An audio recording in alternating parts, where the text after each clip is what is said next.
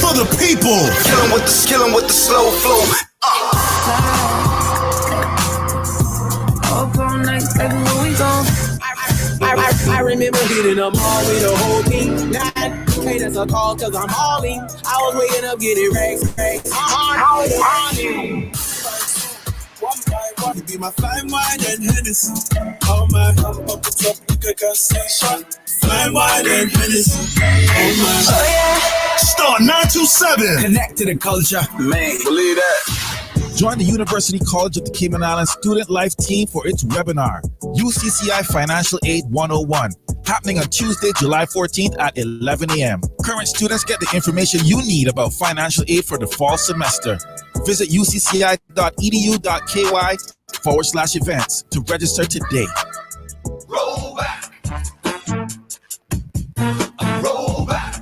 Every Wednesday and Thursday, all Rubis stations are rolling back the price on all fuel purchases by 20 cents. Every customer will save 20 cents on every gallon of fuel purchased on Wednesday and Thursday. Every customer. Only at Rubis. Roll back. Only at participating Rubis service stations. Roll back. Digital banking, online, RBC. RBC banking, online, pay your bills anytime. RBC digital banking is so easy. Even Granny and Granddad can do it. Sign up for online banking or download the RBC Caribbean app. With RBC, it's safe and easy. Send your money hassle-free. RBC. Visit rbc.com/Caribbean/bank at home. RBC Royal Bank. Banking reimagined. Live from Star 927 Studios in the center of Cayman's capital city, Georgetown. This is Straight Talk with Ruth Anna. Good evening, everybody. You are tuned into Straight Talk, brought to you exclusively by Star 92.7 Premium Radio. I am your host, Ruth Anna Young, always honored to be your host here on Straight Talk every Monday through Thursday from 5 to 6 p.m. right here and nowhere else other than Star 92.7. It is 5:04 on the Star 92.7 clock, and it is the 13th of July, Monday, the 13th of July. Monday means it is Medical Monday, brought to you by our partners at Health City Cayman Islands. 943-3700 is the line in studio. You can also WhatsApp me at 324-1565, or you can email me at straighttalkci@gmail.com. We are also streaming live video from the Star 92.7 Facebook page. So any of you who want to lock it in via Facebook, thank you very much. And all of you tuned in on the radio as well. This afternoon, I will be joined and am joined by Dr. Diwakar and Mr. Shomari Scott from Health City Cayman Islands. We are speaking about mental health, particularly through the COVID-19 lockdown.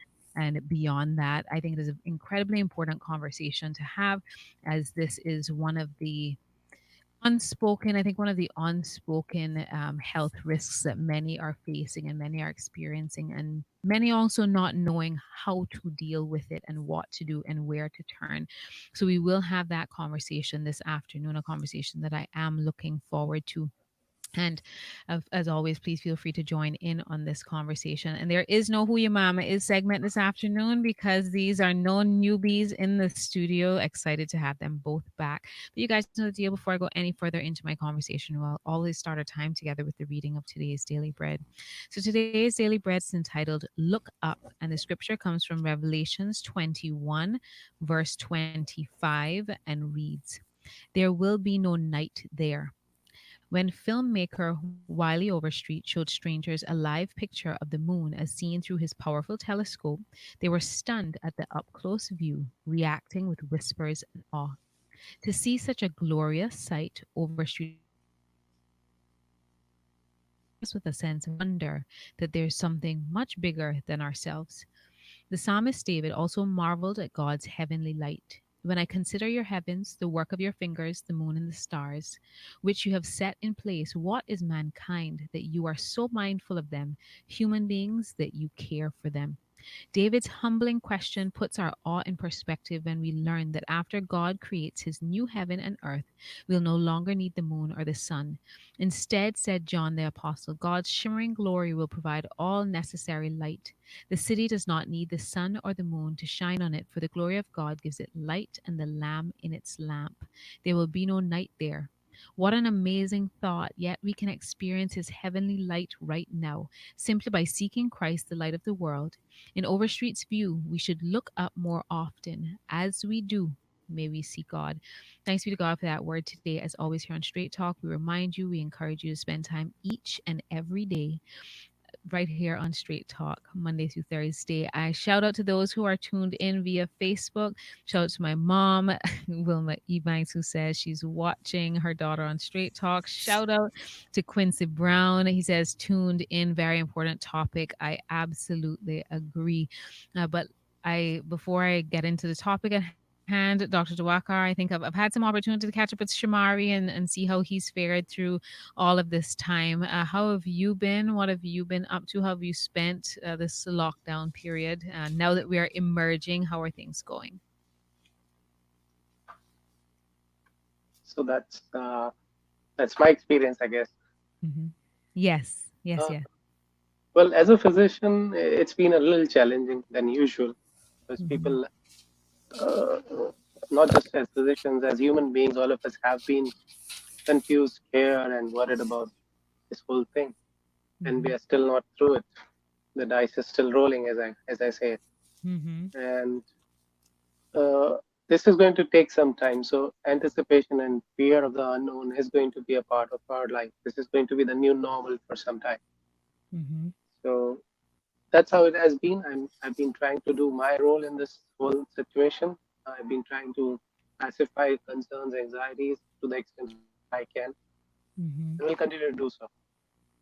Okay, well, very happy to have you back. As I mentioned, and agreeing with fellow media personality Quincy Brown, this is an incredibly important topic, in my opinion. I think that during the course of my conversations with people over time, increasingly so, I find that more and more people are acknowledging the emotional and psychological burdens and challenges that they've faced going through the last few months. At this stage, I couldn't believe when we hit the 100-day mark into our first, since our first COVID case and into the curfews, like, that was more than 3 months. It was astonishing.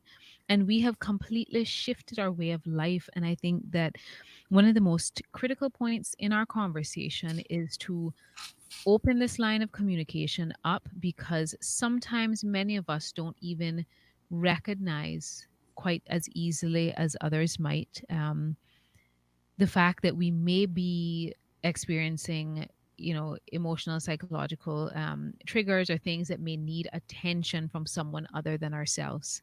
And I hope that everyone tuned in this afternoon, if you don't know right out the gate that yes, I have felt, you know, burdened or anxiety or anything of that sort, to be self-aware and make sure that you are being very like honest with yourself, and if you and be open to the possibility that you may need someone else to talk to or someone else's guidance. And I have Tanya Alvarez says, greetings, Ruthana, tuned in from Nicaragua. Thank you, Tanya, for tuning in. So we have guests in from south of us this afternoon. Thank you for tuning in. So, Dr. Diwakar, I want to ask you first, now that as we continue to reopen and go through this process, and I'm sure more and more people start to make their way into healthcare facilities and onto the proverbial black couches and really seeking out what we would deem non-emergency help for most of us.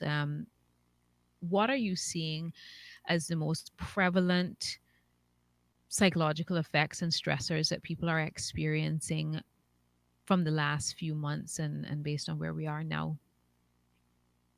Well, the pattern that has been coming to surface in the last few weeks since we have opened up and people have been willing to come forward to discuss their problems and that they've been trying to put off for some time is mostly concerned to anxiety, feelings of depression, uh, a few people with worsened insomnia, which they were trying to deal with earlier, but now it has gone to the point where it is manifesting in their physical health problems too. Mhm.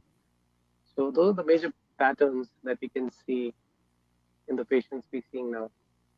Okay. And some of the patients that you're seeing and just conversations are that you're having, are there people who are completely kind of new to your practice and new to you as clients that are now coming, people who don't normally maybe experience these things, or haven't needed it to the point that they felt the need to seek out help, but it has been triggered and brought on due to the lockdowns, curfews, whatever may have triggered it from them? Are you seeing new patients, or is this patients that maybe these things are just getting worse? Yeah, definitely. There are new faces that I'm seeing these days, but they are not new to the problems they've been trying to put off or not deal with. I say that cracks has always been there. They've just widened through this lockdown and COVID situation. That's a very interesting way to put it. Cracks have always been there. They've just Yeah. widened. Very, very, very true. And what are some of the things that people are experiencing, anxiety over? What are some of the things that are causing people to lose sleep, through all of this? Well, across all age groups, one thing for sure is this fear of contracting the illness. Hmm. Everyone is being cautious and even super cautious to a certain extent, bordering OCD. Mm, mm, And mhm, uh, and there's this fear of employment, businesses, financial constraints that are ensuing as a fallout of this condition. mhm, A lot of people are also have been through a prolonged phase of confinement, which is not the most welcome thing. mm, Children, people of elder age groups, they all of them are trying to understand because it's not something that any of our generations has ever seen. mm. This is unprecedented in the truest sense of the word. Yes, So it's been a challenge. It's been a challenge for everyone individually and then as a community too. And absolutely. we do not have straight answers to anything at this point. We're just trying to help the moment and see where we go from there. I think that's acknowledging something very important. That there's no fix all for everyone, right? Everyone's situation, circumstance, feelings, emotions, um, mental health is all very different, which gives you a very interesting landscape to navigate, as always, I'm sure. And so I encourage anyone who is listening, or if you're a friend or family member of someone who may need this conversation, invite them to listen or invite them to visit a Dr. Duakar and explore what they are going through, because there is, based on what Dr. Duakar is saying, there is no magic pill to all of this, right? There is no fix all and that fixes everybody and all the circumstances. It's all very individual, if I'm correct in what I'm hearing you say, Dr. Dwakar. Absolutely. I can't agree more to that. Okay. And I think it's interesting that you said that there a lot of people are experiencing fear and anxiety over possibly catching the disease itself.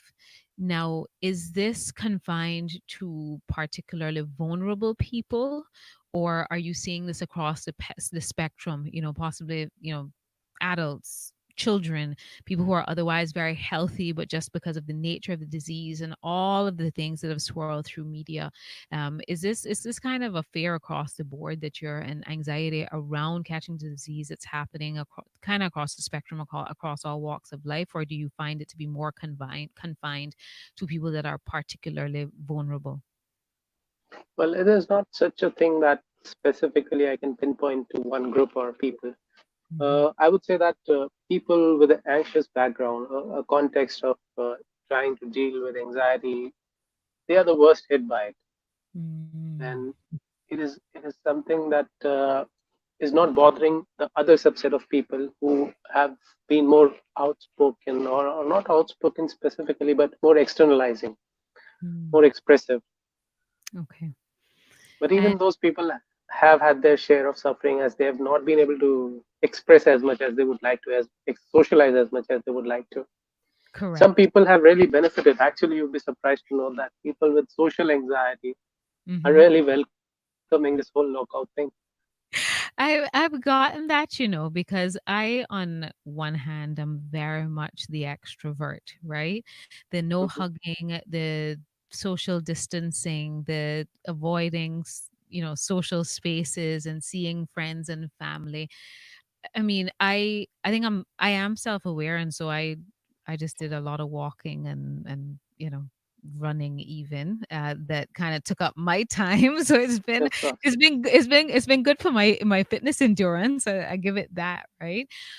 But I can tell you what, now that we have the opportunity to go back out and see friends, family, socialize in spaces, like I've been fitting it in. I'm usually not the kind of person that I like to spread it out. In a normal, regular, non-twilight zone COVID world, because I honestly feel like this is a twilight zone. Um, I would normally, you go see one friend this weekend, 2 weeks later, you might go spend some time with someone else. But to have that isolation, so to speak, for such a long period, I'm like, okay, now I need to visit everybody that you haven't caught up with for 3 months, and all those sorts of things. And so I take that time to indulge in that, because I am very much the extrovert, right? However, I am quite surrounded in my small inner circle. My sister and others that are near and dear to me are very much introverts, and so they have been, as well as we say, like a pig in hog heaven. Right, so that have very much said, oh, I was made for this. I don't have anybody calling to invite me out. I don't have to tell people no, those sorts of things. And so I understand what you're saying, because some people were made for this and others of us were not. And I am eternally grateful for the fact that the show, as I say, the show had to continue. So my outlet was also the radio, right? I was able to, this was how I interacted with people, which was, thank God for that, because had it not been, I might have to come see you, right? I might have had to come see you.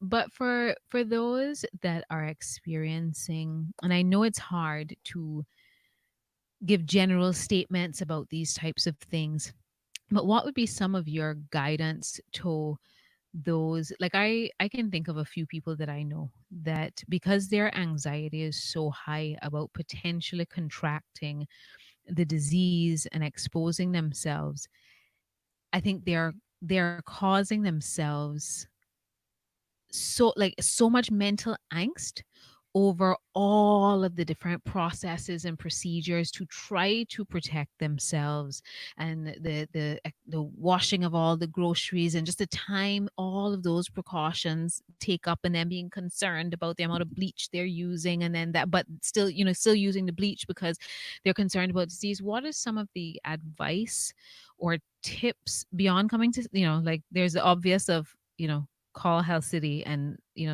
make an appointment to come see Dr. Diwakar, which is probably the best thing you could do for yourself. For someone looking for maybe some immediate advice about some steps they could take, what would you say to them today?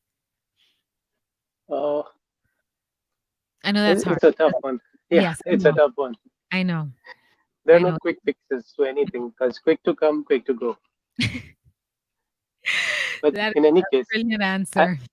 I think if there's anything that they can do about is to first of all acknowledge that how they're trying to deal with this is not something healthy, Mm, and they can't keep on doing this for long. mm, Since we are in the situation for a long time, mhm, we can't keep doing this the way we are trying to cope with it at this point. So we will need to change the way we are. It's important to acknowledge, to assess, mhm. and then adapt. Acknowledge, assist, and then adapt. Okay, so that's some of the that's your little. I'm going to take that as one of my takeaways from today, from what you said. Now, I'll ask Shamari quickly, because I know you can help give guidance from an insurance perspective, Shamari. A lot of people, I think, are still quite unaware that for many of the insurance plans, there is some kind of coverage to help with mental health, wellness. For those who may be unsure about what's covered, what's not, the costs related to this, I know Health City is always incredibly helpful in helping people find out this information. Who do they reach out to? What information can you give them? Because I think a lot of people just automatically think that unless it's the emergency room or some type of extreme illness, that they forget that insurance, in certain cases covers some of these visits. But how would they verify those benefits? I know Health City is always quite helpful. No, definitely. And Ruthana, just like anything else, persons can call us at 640-4040 or email us at info@healthcity.ky. Just because we have so many different insurance providers, and depending on what benefits you've used and have not used and what plan you have, you'll have different benefits. But for the most part, initial consultations, as far as I know, would definitely be covered. But even if not, just always reach out to us, let us know what's going on, and we'll figure out a way to definitely assist you. So you're correct, regardless if it's my knee hurts or you don't feel like yourself, and there's anxiety there, and obviously Dr. Diwakar will go through the various signs to look for. Definitely pick up the phone and give us a call, and we'll try and help you as best as possible. Okay, thank you very much for that. And I'm going to piggyback off of something that Shomari just added into the conversation. Dr. Diwakar, what are some of the signs that persons should be looking out for within themselves, within their behaviors, within patterns that may be a signal to them that they could benefit from, coming to have a conversation with you and doing a mental checkup? Okay, I'll say this, that I'm a bit jealous with other physicians and colleagues of mine because they never have to talk about this. But then I think that it is my duty and responsibility to educate people who especially are not really aware. And then it's not their fault, it's the environment that they have grown up, and the society and how we function as a community sometimes is not something we like. Yes. So coming back to the main point, that there are certain signs and symptoms that we can see as red flags. They in itself are not severe enough sometimes to be called an illness, but a symptom cluster sometimes can be described or result in a mental health illness. So it's important to identify those red flags. The most common of them are related to feelings of mood and anxiety. People find it hard to stop themselves from thinking about something if it is an anxiety disorder and not just normal anxiety. It would interrupt their ability to focus and concentrate on the work at hand. It will affect their productivity. It will make them sleepless, or even make them sleep more than usual. It can also affect their outlook of future, make them feel pessimistic, affect their confidence, make them feel worthless even. That would be an extreme. Feelings of helplessness, hopelessness. Yes. They're often registered as emotional challenges. And then a very specific condition called OCD that I want to touch upon in this discussion, because the fear of getting an illness is also sometimes seen as becoming an obsession. And when it becomes an obsession, and that's the only thing that you work with yourself with, wasting all your time on it, thinking about it, cleaning to just get rid of that thought or obsession, it becomes a disorder called OCD. And it is not just about cleaning yourself, it is also about the amount of time you do to undo those thinking. Then the other signs that you can see in people who are struggling with mental health illness is substance use, alcoholism, smoking, indulging in other drugs, to cope with the mental pain that one is suffering from. That is an important sign there. If there's a change in that pattern of using alcohol or smoking, that's definitely pointing towards difficulties in coping.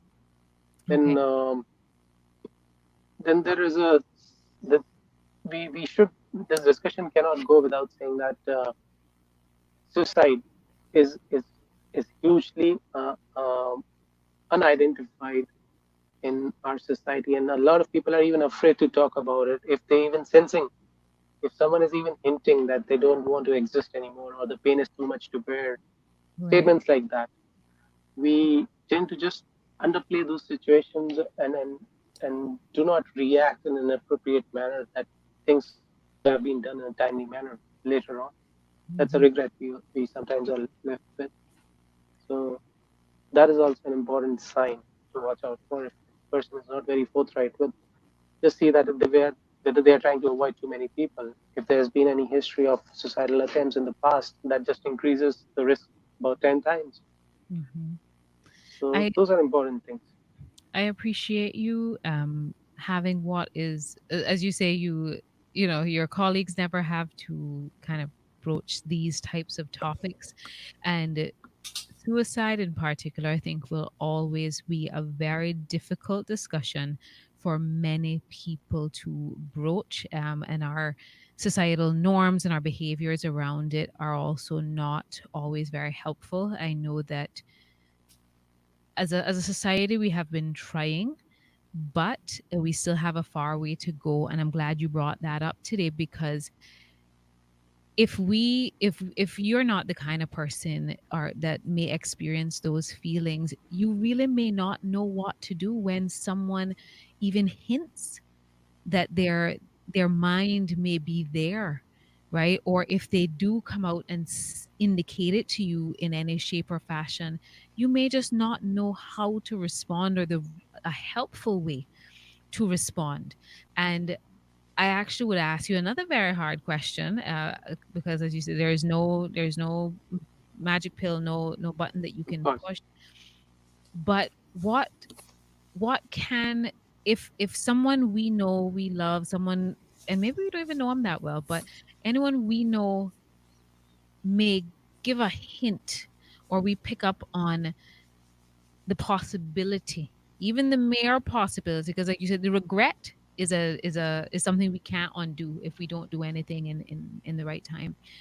For those on the other side of the equation, in terms of, what do you say, what do you do, how do you give guidance in a situation like that, because sometimes it can be quite subtle, right? But I think we are often, in my opinion, we're often aware enough that it gives us moment for pause, but I think a lot of people tend to be dismissive, right? Because you Yes. don't want to deal with the reality that that's what someone you love or know could actually be saying to you, right? Yes, So I agree. I agree. what would be your guide? Like what do we say? What do we do, in a Eh, situation like that? It's it's actually not one thing, but a complex of that inhibition and lack of knowledge as to how to react to it. Hmm. Not most people are dismissive. It is almost I would say it's a rare thing that people want to dismiss it. Hmm. So to people who are aware that someone around them is saying things like that, the first thing and the most important thing is to know what not to do, and that is to not leave the elephant in the room like that.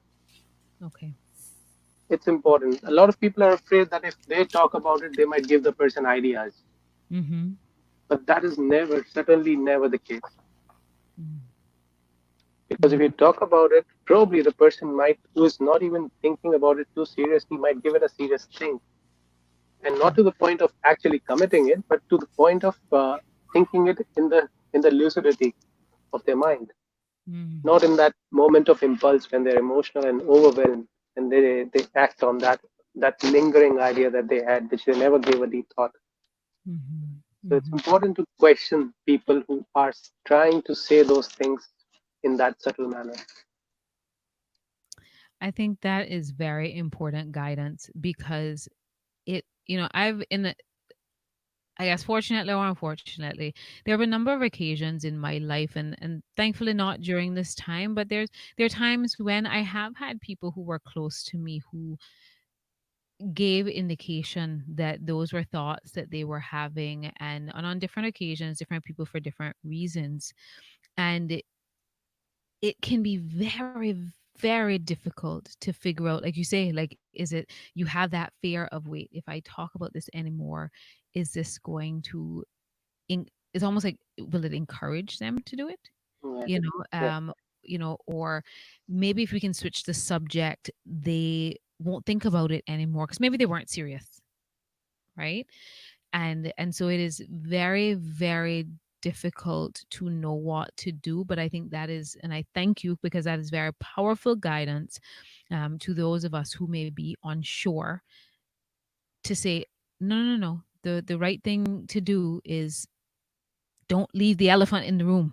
Right, just don't leave it lingering there, because sometimes that may feel like the easiest out. But we will talk about that, and I want to go on to, I also have some questions about what you mentioned in regards to people developing OCD and those types of behaviors around this. But we are going out to our first break of our time together. It is now 5:32 on the Star 92.7 clock. Lots more questions to be asked and guidance to be given. I think this is an incredibly important conversation around mental health through COVID-19 lockdowns and beyond. And today, of course, is Medical Monday, brought to you by our partners at Health City Cayman Islands. But keep it locked. We'll be right back after this break. Join the conversation. The phone lines are now open. 943-3700. You can also find us on Facebook or email us at straighttalkci@gmail. Flow is excited to bring you everything you'll ever need in a mobile plan. Be the superhero in your family and get the new mobile family plan. The family plan gives you up to 4 lines for $60 per line per month with unlimited talk and data. You heard right. Unlimited talk and data. Don't miss out on getting your family plan with Flow today. Visit discoverflow.ky/family for details. Follow us on Facebook and Instagram at Flow Cayman Islands. Terms and conditions apply. Flow, you deserve the best. Cayman National's online banking is still the best way for you to bank, and at Cayman National, you can access your banking when you need it. Enjoy safer, easier, and discounted banking from the comfort of your home or wherever you are. Manage your everyday banking needs, such as checking account activity, paying bills, transferring funds between accounts internally and domestically, and much more.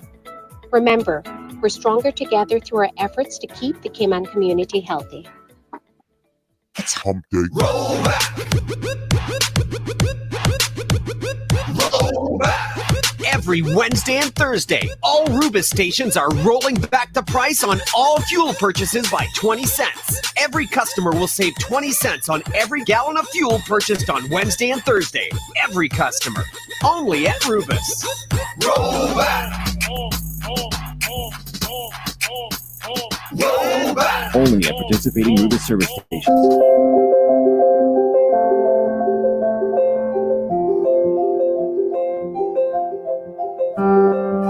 In this time of crisis, we are right here to help keep the power on. We are here to serve you. We are committed to ensuring that you have electricity. Without electricity, not many things will work. We are right here to help keep the power turned on. We are CUC. You can count on us. Welcome back to Straight Talk with Ruth Anna on Star 927. We are back, folks, and you are tuned into Straight Talk, brought to you exclusively by Star 92.7 Premium Radio. I am your host, Ruth Anna Young. Today is Monday, which means it is Medical Monday, brought to you by our partners at Health City Cayman Islands. I'm joined in studio today by Dr. Diwakar and Mr. Shomari Scott. We are speaking on a very important topic today, mental health, in particular during the time of COVID-19 lockdowns and beyond.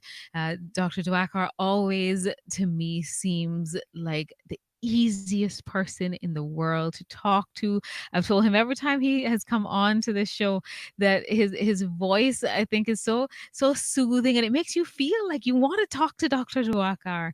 But of course, this is also his profession, and he's part of the team up at Health City Cayman Islands. And as I mentioned, for those of you just tuning in, 943-3700 is the line in studio. You can also WhatsApp me if you want to join this conversation, 324-1565.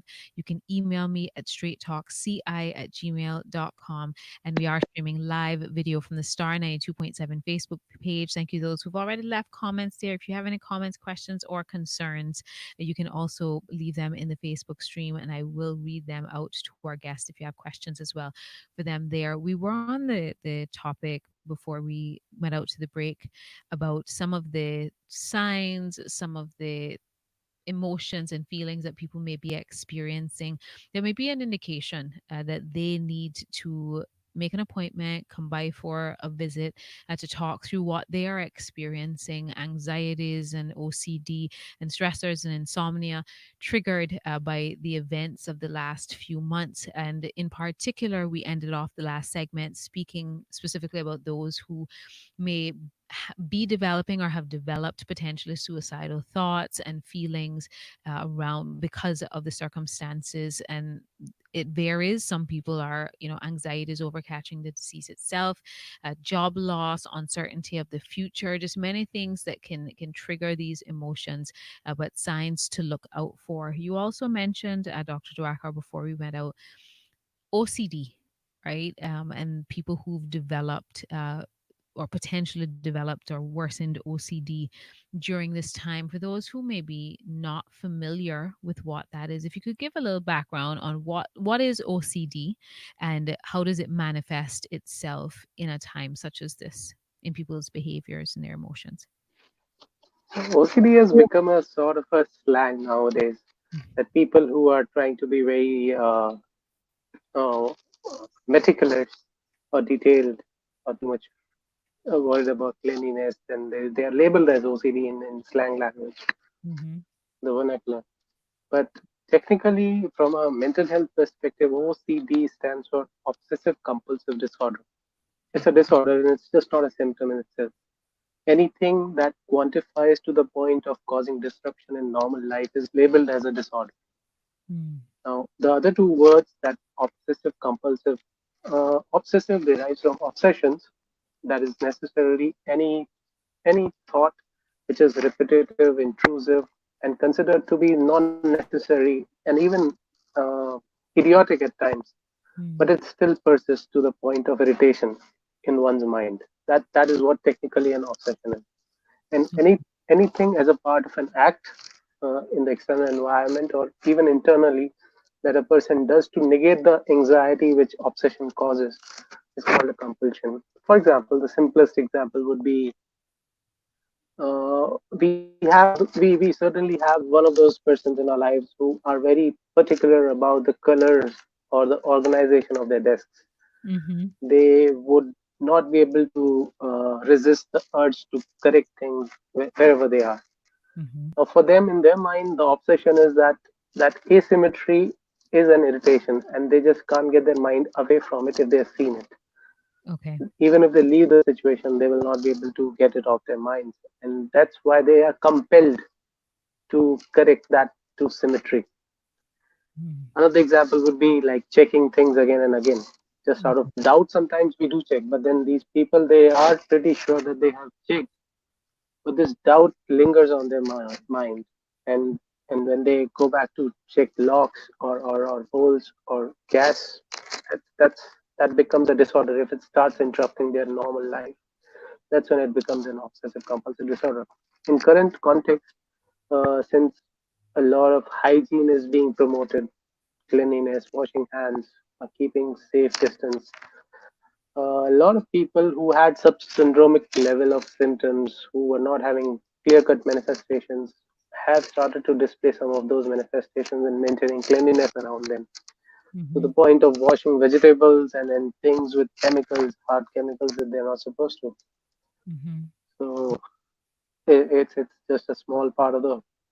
Personally, if you ask me, the worst mental illness that I have come across stems from a lot of my patients I've seen who suffer from OCD.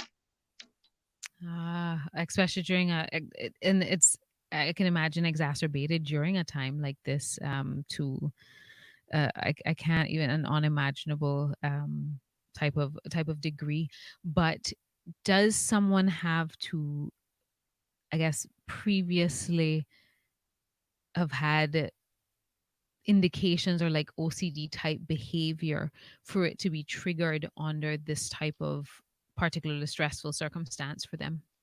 Or can it surface for a first time? Well, it's not a pattern that we see that it starts early in the life and it persists throughout the life. There are few subset of people, I would say, that out of 10, maybe 4 people have it in their early adolescence or early adulthood. That's when they start having those symptoms. But for the rest of the population, these symptoms can start even later in life. And even in rare cases, they are an indication of a brain problem. Oh wow. Okay. So it can go deeper than Yes. mental health and emotional distress. It can actually be an issue in your brain. Yes, that's a rare possibility, but it has been observed that certain brain tumors or brain trauma lead to such kind of symptoms. Mm. And thank you for sharing that. Now, I'm curious as to are you seeing children? I think about those on the extremes of the spectrum. Are you Mhm. having any parents express or bring in their children? I would say, anybody under 18, because children are feeling stressed or exhibiting whatever symptoms that may need support from a mental health professional because of what's taking place right now. Well, professionally, I'm not really seeing too many children. Okay. I see people of 16 and above age group. Okay. So, but then I do come across a lot of concerned parents, and there are certain directions that those parents need to follow. I mean, I'm no child psychiatrist. I don't have certainly the kind of experience that a child psychiatrist should have. Mm-hmm. So I don't boast about it, but there is a general principle to interact with kids that can help their anxieties and their emotional challenges if they are dealing with it in this time. Mm-hmm. A few of those which I can share now is that communication is very crucial for kids. Thinking that they're kids, it's not going to work for them for a long time. We need to treat kids as persons. Mm-hmm. So we need to have a clear bridge of communication with them. They should not be left in the limbo of not knowing where they are and why this is happening to them. For example, the lockdown. It was Mm-hmm. confusing for a lot of kids and their parents too, as to they couldn't cope with their children's behavior, and the children was just reacting to the situation where they did not understand why Mm-hmm. they can't go and meet their friend or Right. go to school anymore. Yes. And are you seeing, because I know in conversation, and I'm curious as to whether you are seeing it to the extent of, this being the reason people need to come in to see you. I know that a lot of parents have been juggling a lot, right? A lot of parents have been working from home. I think most, if not all, schools at this point are out on summer vacation. But prior to the last couple of weeks, between parents trying to work from home, trying to overnight become educators and homeschooling children, and dealing with the isolation and potentially dealing with the children not understanding, how to cope with this. And one of the things that I also heard from other parents were that after a certain number of weeks, some parents were really, really struggling with getting kids in particular age groups. It seemed, in particular, in based on the parents that I spoke to in that kind of 7 to 10-year-old bracket, just in my Mhm. particular conversations, um, finding it very difficult to motivate them to do the school work, and so parents feeling incredibly burdened and stressed by all of those factors. Are you seeing parents who have needed the additional emotional support just because of all of those stressors that have come down on them? Is I'm, to be honest, I'm very grateful that Elisa is not a school age child, and so I was able to help support family members with their school age children and be an extra hand, an extra ear hand, whatever it needed to happen, right? Or the disciplinarian auntie, whatever I needed to be.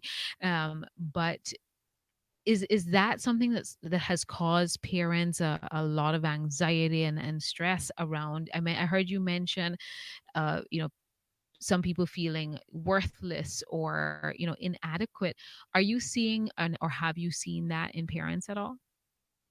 Well, nobody has so far come across to me and then said that they're having this problem just because of their kid. Mm-hmm. Most of my existing patients have come up and said that they're finding it hard. They're getting overwhelmed by their kids so easily now. And then they even feel guilty for having that feeling sometimes. So that is happening to them. And it is not something that is difficult to actually handle. Problems are sometimes a good distraction too. Mm-hmm. Mm-hmm. So, This is true. so This in is a true. way, in a way, it just distracts or diverts our attention to focus on things that we were not even considering as problem to a major extent. Our kids have always existed, and we just didn't have the opportunity, let me call that opportunity, to really see how our kids think, and how that a situation like this can affect their kind of thinking. Correct. So, so, so if nothing happens, I guess experience happens. That it certainly does. It certainly does. And for those who you mentioned insomnia earlier as Mhm, well, mhm. um, any tips or ideas, for those who are experiencing, more restlessness or sleeplessness during a time like this? Any tips that you may be able to give them, if they feel Of like, course. okay, I may just need some ideas about how to manage So this and improve the a lot situation. of a lot of times people have this belief that asking a doctor about their sleep is definitely going to make them take pills. But that is certainly not the case in majority of patients. Mhm. Uh, Most of us suffer from what I call a lack of awareness about sleep, how Okay. sleep works, and how sleep hygiene is. It's something that we are really not aware of as a society as of now. That there is a hygiene about sleep too, where we Okay. sleep, how many hours we actually need to sleep. How does it affect if we don't sleep a day to the extent that we want to? If we Mhm. have an important meeting the next day, it becomes a mission almost to sleep. And if we are not able to, just because of the anxiety of not being able to sleep, we will not be able to sleep. Mm. So, simple tips would be to try to maintain a schedule about your sleep. More than going to bed, I think getting out of bed is important. Some Okay. people want to compensate for lack of sleep when they were trying to fall asleep by overstaying in the following morning. And that's just not done. People try to take extra nap time on weekends, on holidays. That's not done because your body doesn't know if this is Constitution Day or this is New Year's Day. So it's important to Mhm. realize those facts. A lot of people are into the habit of drinking before they go to sleep. Now Mhm. that is very unhealthy in long run. It might Mhm. help you fall asleep for a day, but overall your ability to cope with emotional challenges is going to come down with regular use of such a thing to fall asleep. You're actually medicating yourself. It's Right. actually worse than taking a sleeping pill to a Mm. certain extent. Mm. Uh, People who smoke find it relaxing to smoke and go to sleep. That again, it doesn't work in the long run. Uh, and then people who are early risers, uh, That would be me.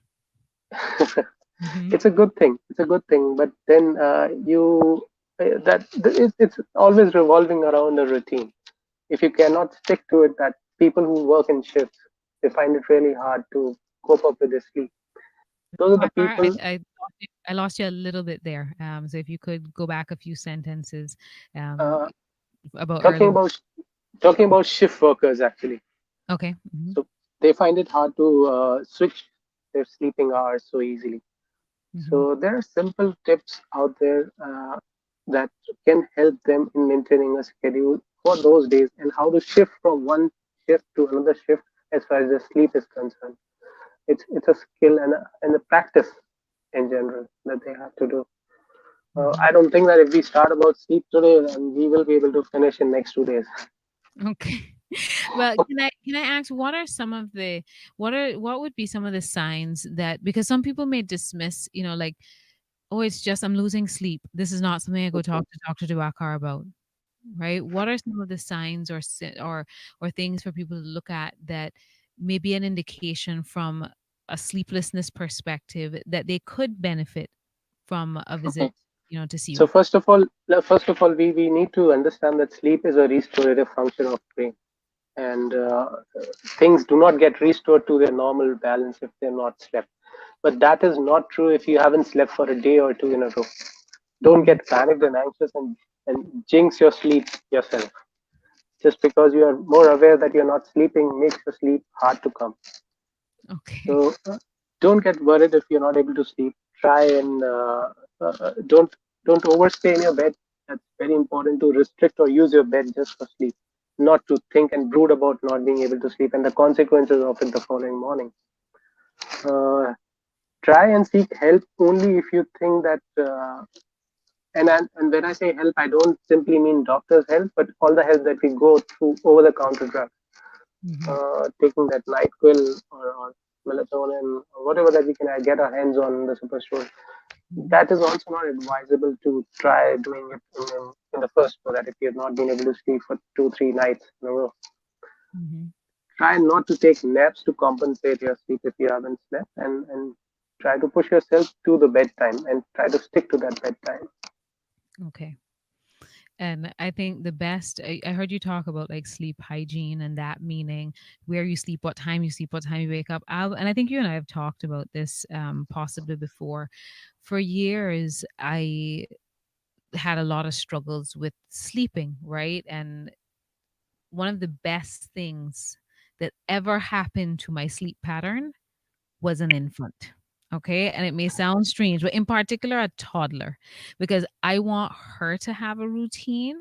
And so it's forced me to get into a routine with my sleep because I go to put her to bed.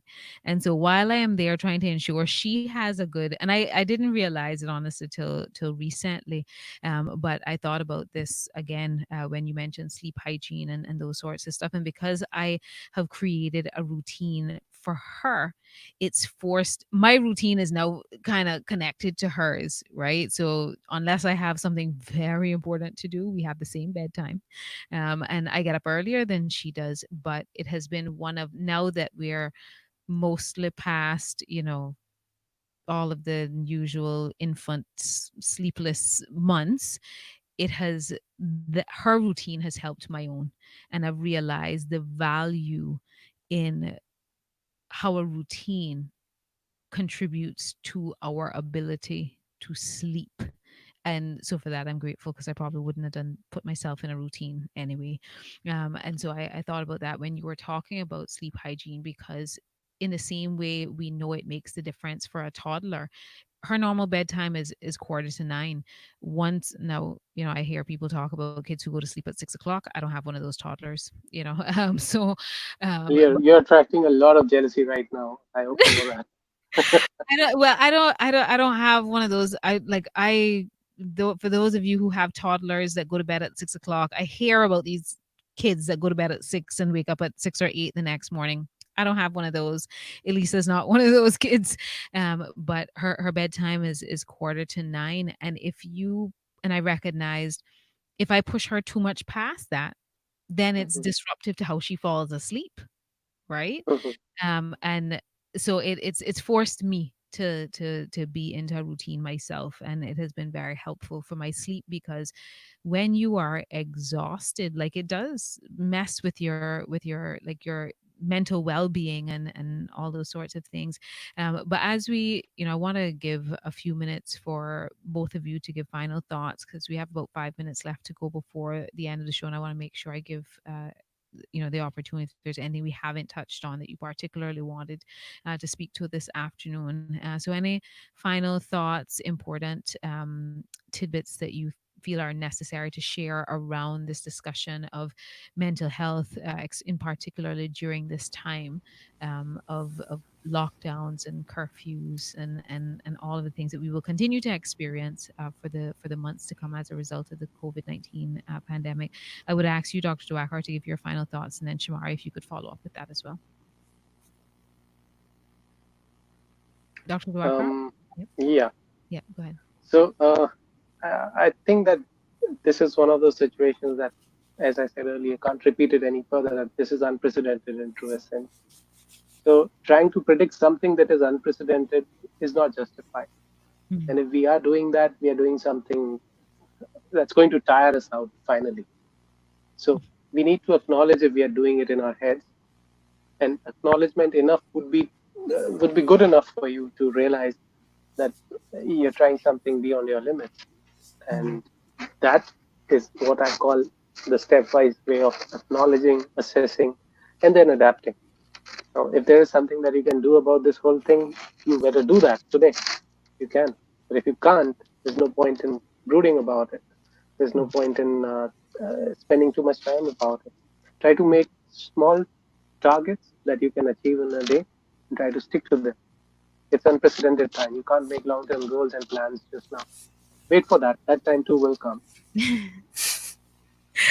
I think it's necessary for you to say that to us, because that can be, for those of us, most people generally like to plan to some degree, and so that in itself can be a very difficult idea to even wrap your mind around. That just wait, the time to plan will come back again, but now is not really the time, right? Because it's so uncertain. And thank you so much for that. And Shamari, any final thoughts and reminders from you?